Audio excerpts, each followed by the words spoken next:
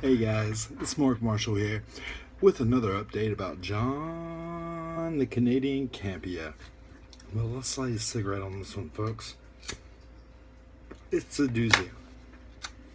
We discussed this a little bit earlier. I did. I had a part one of why Jon Campea left. We talked about how it was very nonchalant, how they didn't really say their goodbyes. Nobody had a farewell. All it was, Jon's no longer here. We wish him good luck. What's funny is they had Clark Wolf on that episode that they announced that he resigned. There's always been rumors about bad blood between Clark Wolf and Jon Campea over the Superman Man of Steel movie. They both debunked that rumor and said it wasn't true. Now, he did fire her for some reason, but it wasn't to do with that. Apparently, she had another job and she wanted to take that, and Jon wasn't allowing that. Blah, blah, blah. Jon's kind of a control freak. If you guys haven't noticed, Jon Campea is a control freak. Girls don't seem to like him. Girl panelists don't seem to like him. The only one that seems to like him is Mova.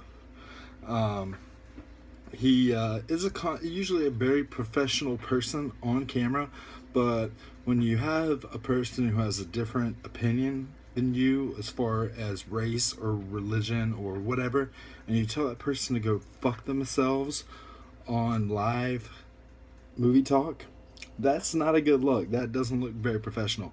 Granted, you totally get where he's coming from. The guy that said he wouldn't watch Aliens because there was an interracial couple or there was a gay or whatever there was, fuck that guy, right? But was it professional for Jon Campea, who's Mr. Professional, to say such things?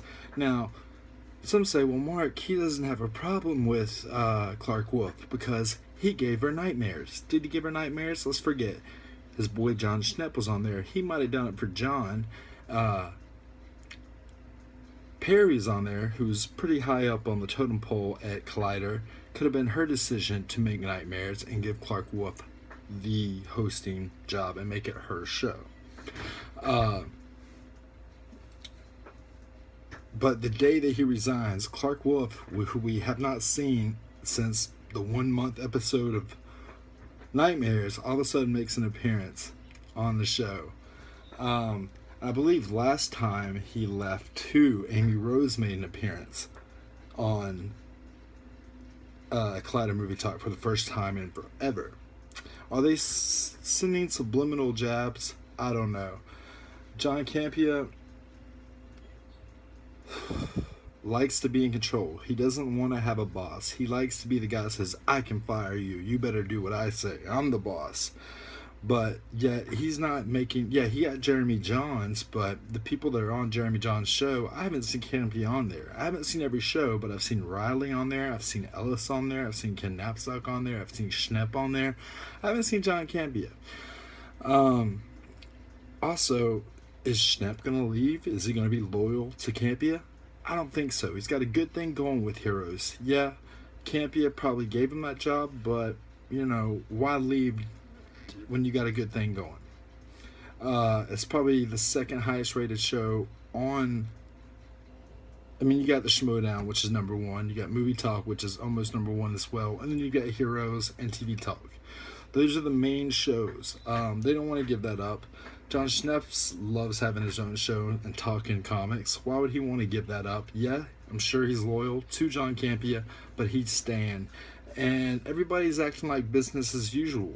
Riley and McCougar are doing mailbag like it's nothing. Like, you know, for somebody who's been there for like 4 to 8 years and got most of these people their jobs, they're acting like nothing happened. Like business as usual, which makes me think there was bad blood. I believe they gave more power to the Schmoes guys, especially Christian Harloff, and I believe that started getting...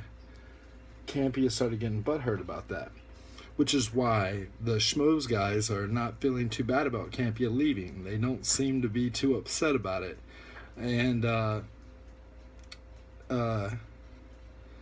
Campea had 2 weeks off, so therefore he doesn't ever have to come back from Collider because you give your 2 weeks notice. He already had 2 weeks off to go see his friend who died, but yet is still making a lot of podcasts. Just started his podcast again and has been making a lot of vlogs. So how broken up are you about your friend? And how convenient was that to get your 2 weeks and not come back on? You haven't been happy at Collider for a long time. That's news to a lot of people. That's also kind of airing a lot of dirty laundry in a way, kind of throwing people under the bus, because everybody else seems to be having a great time. Jon Campea, I don't see you going to any other... you said your best days were a movie blog where you could be your own boss. I think that's what you want to do. So we're going to see if your podcast and your channel picks up. If not, you're going to have to go to some other channel, Screen Junkies maybe, but I doubt you want to be your own boss. So you may try to create a new company that's in competition with Collider and Screen Junkies. I don't see you going, unless Cinema Blend or some other website wants to start their own movie thing instead of being just a website, kind of like Collider was before Jon Campea came. They didn't really have a movie talk or what they have now. So he's either going to go that route, start his own thing, or whatnot. But there's definitely some bad blood. Will we ever know? No. It's almost like the Sacha Pearl Raver incident. We don't know what happened with her. Josh McCouga was on the show with Beardo. Beardo asked him if he could talk about her. He said no. So definitely something's going on there. Was it Jon Campea's decision to get rid of her? Was it Collider? Was she too much? Was she too mouthy? I don't know. Will she come back now, even though she's got a steady gig at Screen Junkies? Will she be making more appearances now that Jon Campea's gone, just like Clark Wolf has done? Will we see Alicia Malone maybe now? Will we see other people that... It seems like females don't like Jon. He seems to be a male chauvinist pig. He kind of does. And he doesn't treat females very well. I mean, we all remember when he interrupted Natasha during this fuck that, it's Star Wars kind of thing. Jon, I think you're good at what you do, but you're a pompous little asshole who thinks you know it all. You never admit you're wrong, but you'll always admit you're right and show videos that you're right. And what goes around comes around. Karma's a bitch. Nah. Hey. Goodbye, Jon Campea. Peace.